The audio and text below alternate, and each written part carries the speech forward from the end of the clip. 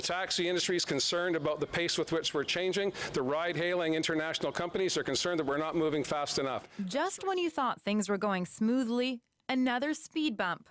9 taxi companies have filed a petition to BC Supreme Court, arguing the rules set by the Passenger Transportation Board puts taxis at a disadvantage, and they want to see the rules quashed. The board said it wouldn't comment as the case is before the courts, and now the government is caught in the middle, trying to please the taxi industry while sticking to its election promise. We also want to make sure that the family businesses that have been regulated, heavily regulated, for decades, don't just find themselves on the sidewalk with nothing to do.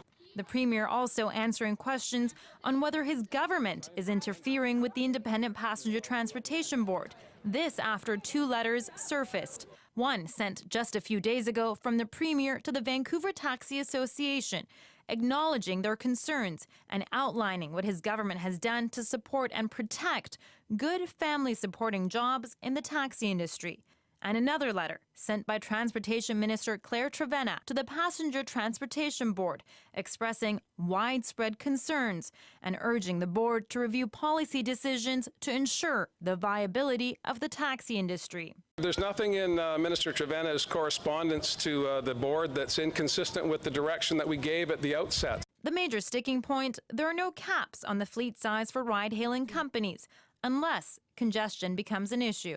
I think it's reasonable to say you shouldn't be imposing a cap before you know how many people want to come. And that's exactly what the PTB said. Political experts say the government is forced to walk a fine line. The taxi industry, it's a vocal constituent group, and the ridings where it matters a whole lot. And given the fine balance between the 2 major parties here, every vote's going to count. So I think the taxi industry's concerns are going to be addressed in some form by the time this is all said and done. I'm doing the level best to meet the needs of as many people as possible, and if along the way there are people who are uncomfortable about that, so be it. The Premier emphasized ride-hailing is coming, and the taxi industry's court action won't change that. Tina Lovegreen, CBC News, Vancouver.